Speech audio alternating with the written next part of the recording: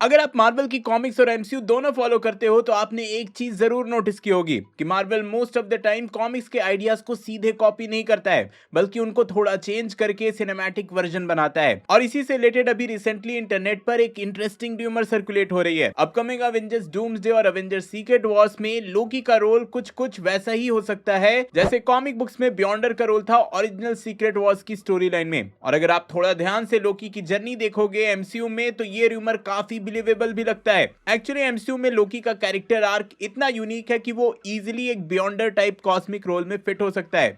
सबसे पहले समझते हैं कि भाई बियॉन्डर का कॉन्सेप्ट क्या था। कॉमिक्स में बियॉन्डर एक ऐसा बीइंग था जो मार्वल यूनिवर्स के बाहर से आया था। उसका डायमेंशन कंप्लीटली अलग था जिसे बियॉन्ड रेल्म कहा जाता था। उसके पास इतनी पावर्स थी कि वो लिटरली पूरी रियलिटी को चेंज कर सकता था, टाइमलाइन अल्टर कर सकता था, सब कुछ कंट्रोल कर सकता था। अगर आप इसको एक सिंपल एग्जांपल से समझो तो इमेजिन करो कि मार्वल मल्टीवर्स एक वीडियो गेम है और उस गेम के कैरेक्टर्स हीरोज और विलन्स हैं। बियॉन्डर वो बंदा है जो गेम के बाहर बैठा है और उस गेम को खेल रहा है, वो भी डेवलपर ऑप्शंस के साथ। मतलब वो गेम के रूल्स चेंज कर सकता है, नए मैप्स बना सकता है, कैरेक्टर्स को टेलीपोर्ट कर सकता है और अगर चाहे तो पूरा गेम ही रीसेट भी कर सकता है। और अपने इस पावर का उसने यूज कैसे किया?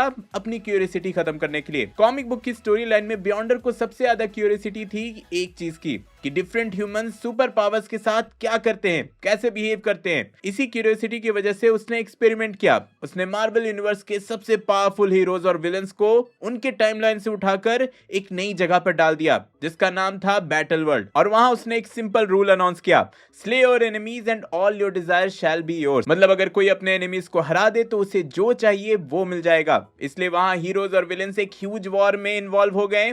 कैरेक्टर्स जैसे स्पाइडरमैन, कैप्टन अमेरिका और थॉर एक साइड पर थे तो दूसरी साइड पर विलन्स जैसे कि डॉक्टर डूम, अल्ट्रॉन, ये सब थे। लेकिन सबसे इंटरेस्टिंग बात ये थी कि पूरी स्टोरी का सेंटर पॉइंट बियॉन्डर था। अगर बियॉन्डर नहीं होता तो सीक्रेट वॉर्स होता ही नहीं। अब इसके बाद अगर हम एमसीयू की तरफ देखें तो लोकी का जर्नी भी काफी सिमिलर लगता है, काफी सिमिलर फील होता है। उसकी भी जर्नी एक सिंपल विलन से शुरू होती है। लोकी को हमने पहली बार थॉर में देखा था जहां वो एक जेलस प्रिंस था, अपने आप को अपने भाई से बेटर प्रूव करना चाहता था। उसके बाद दी अवेंजर्स में लोकी एक फुल विलन बन गया जहां उसने अर्थ पर इन्वेजन लॉन्च किया। उस टाइम पर लोकी पावर हंग्री था, उसको लगता था कि दुनिया को रूल करना ही उसकी डेस्टिनी है।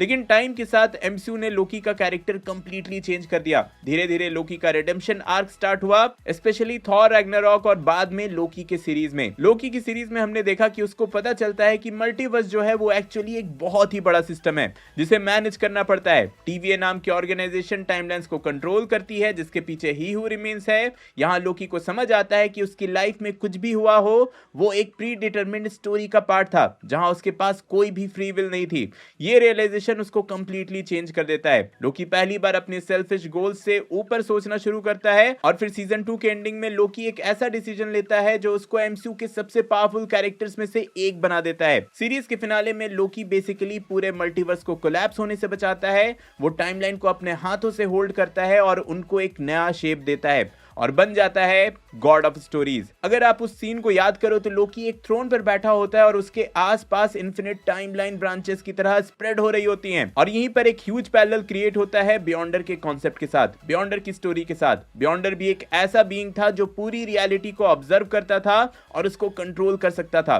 लोकी भी अब एक ऐसा कैरेक्टर बन चुका है जो लिटरली मल्टीवर्स के सेंटर पर बैठा है, सब कुछ ऑब्जर्व कर रहा है और कंट्रोल भी कर सकता है। इसको और सिंपल से समझो तो इमेजिन करो एक ह्यूज ट्री जिसमें बिलियंस ऑफ ब्रांचेस हैं और यहाँ हर ब्रांच एक अलग यूनिवर्स है। अब अगर कोई बंदा उस ट्री के रूट को होल्ड करके बैठा हो तो टेक्निकली वो पूरे ट्री को ही कंट्रोल कर रहा है और एमसीयू में लोकी अभी एग्जैक्टली यही कर रहा है। वो मल्टीवर्स का रूट बन चुका है और यही रीजन है कि फैंस को लगता है कि सीक्रेट वॉर स्टोरी में लोकी का रोल बियॉन्डर जैसा हो सकता है। शायद लोकी डायरेक्टली हीरोज को फाइट करने नहीं बोलेगा लेकिन उसके एग्जिस्टेंस ही मल्टीवर्स के कॉन्फ्लिक्ट का सेंटर बन सकता है। बियॉन्डर आउटसाइड मार्वल यूनिवर्स था, लोकी भी आउटसाइड मार्वल मल्टीवर्स है। बियॉन्डर हर यूनिवर्स में सब कुछ ऑब्जर्व, कंट्रोल और चेंज कर सकता था और लोकी भी अब ये कर सकता है। बियॉन्डर ने बैटल वर्ल्ड बनाया था और इवन लोकी के पास भी अपना वॉइड है। लेकिन फिर दिमाग में आता है कि भाई डॉक्टर डूम का क्या? भाई अवेंजर्स डूम्सडे है तो डॉक्टर डूम का भी तो रोल होना चाहिए। तो इसका जवाब भी हमें कॉमिक्स से सीक्रेट वॉर्स की ओरिजिनल स्टोरी लाइन से मिलता है। सीक्रेट वॉर्स का सबसे शॉकिंग मोमेंट था जब डॉक्टर डूम ने बियॉन्डर की पावर्स चुरा ली थी। डूम एक जीनियस साइंटिस्ट भी है और एक पावरफुल सॉर्सरर भी। उसका बिगेस्ट ट्रेट ये है कि वो कभी भी किसी से कम नहीं रहना चाहता है। जब डूम को ये पता चलता है कि बियॉन्डर के पास अनलिमिटेड पावर्स हैं, तो उसका गोल सिंपल हो जाता है, उस पावर को स्टील करना। और जब डूम फाइनली बियॉन्डर के पावर्स को कैप्चर करता है तो वो बेसिकली गॉड बन जाता है। उसके पास रियलिटी कंट्रोल करने की एबिलिटीज आ जाती हैं। अब कॉमिक्स के इसी स्टोरी लाइन को अगर हम एमसीयू के कॉन्टेक्स्ट में इमेजिन करें तो एक इंटरेस्टिंग पॉसिबिलिटी सामने आती है। अगर लोकी मल्टीवर्स को होल्ड कर रहा है तो इसका मतलब है कि उसके पास अनइमेजिनेबल कॉस्मिक पावर है, और अगर कोई विलन उस पावर को कैप्चर कर ले तो पूरे मल्टीवर्स का रूलर बन सकता है। यहां पर डॉक्टर डूम परफेक्ट विलन बन जाता है, क्योंकि डूम का कैरेक्टर ही पावर और कंट्रोल के ऑब्सेशन पर बेस्ड है। ये एग्जैक्टली वही पैरेलल क्रिएट करता है जो कॉमिक्स में बियॉन्डर और डूम के बीच हुआ था। एमसीयू में बियॉन्डर की जगह लोकी हो सकता है, और अगर ऐसा होता है तो अपकमिंग अवेंजर्स मूवी की स्टोरी एक बहुत ही मैसिव डायरेक्शन में जा सकती है। अब आगे थोड़ा इमेजिनेशन यूज करते हैं और सोचते हैं कि अगर एमसीयू इस कॉन्सेप्ट को यूज करता है तो स्टोरी कैसे अनफोल्ड हो सकती है। सपोज जब अवेंजर्स डूम्सडे की स्टोरी स्टार्ट होती है तब मल्टीवर्स ऑलरेडी अनस्टेबल हो चुका है। डिफरेंट यूनिवर्स एक दूसरे से कोलाइड होने लगते हैं। कॉमिक्स में इस कोलिजन को इनकर्जन कहा जाता था, जहां दो यूनिवर्स एक दूसरे से टकराकर डिस्ट्रॉय हो जाते हैं। अगर एमसीयू में भी ऐसा सिनेरियो स्टार्ट होता है तो अवेंजर्स और बाकी हीरोज कंप्लीटली कंफ्यूज हो सकते हैं कि भाई चल क्या रहा है। हर यूनिवर्स में अलग अलग वर्जन ऑफ हीरोज एग्जिस्ट करते हैं और सडनली सबका एग्जिस्टेंस डेंजर में आ जाएगा। और इस केओस के बीच सिर्फ एक ही कैरेक्टर है जो एक्चुअली समझ रहा होगा कि मल्टीवर्स में क्या चल रहा है, लोकी। क्योंकि लोकी लिटरली टाइमलाइंस के बाहर बैठा हुआ है, सब कुछ ऑब्जर्व कर रहा है। उसको पता है कि कौन सा यूनिवर्स सर्वाइव करेगा और कौन सा कोलैप्स होने वाला है। लेकिन यहाँ एक इंटरेस्टिंग ट्विस्ट हो सकता है। लोकी शायद डायरेक्टली इंटरफेयर नहीं करेगा, क्योंकि वो टाइमलाइन को होल्ड ही इसलिए कर रहा है कि सबके पास फ्री विल हो, और यूनिवर्स में रहने वाले लोग फ्री विल से अपना यूनिवर्स डिस्ट्रॉय कर रहे हैं अपने एक्शंस के थ्रू।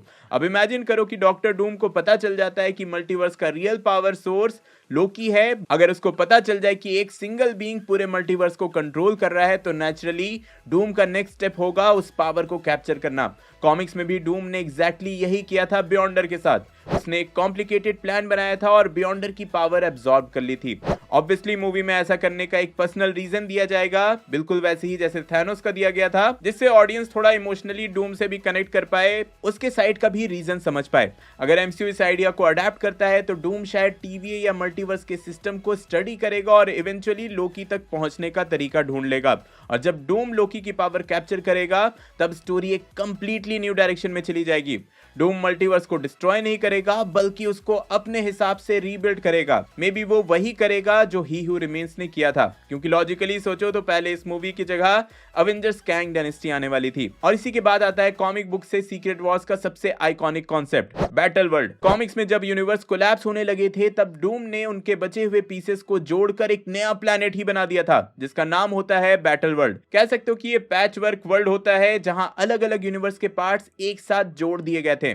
सोचो एक लोकेशन जहां हर यूनिवर्स का कुछ ना कुछ पार्ट है।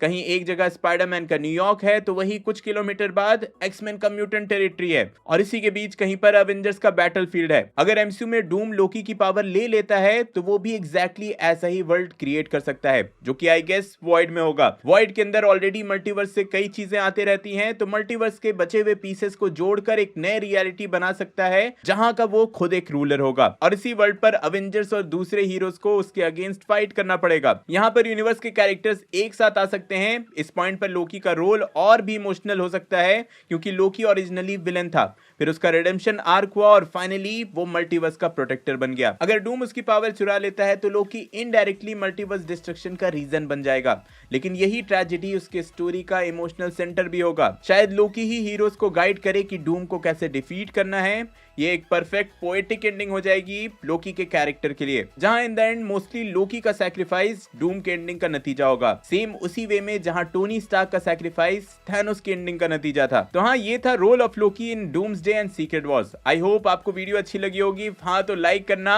अपने मार्वल फैंस के साथ शेयर करना, चैनल पर न्यू हो तो सब्सक्राइब करके जाना। सुपर हीरोज जिन्होंने डूम को हराया है उनके बारे में जानने के लिए ऊपर वाली वीडियो देखें। एंड लीक्स का यूज मार्केटिंग के लिए आखिर किया कैसे जाता है ये समझने के लिए नीचे वाली। मैं जल्दी और नए वीडियो लेकर आऊंगा। टिल देन बी देसी बी नर्ड।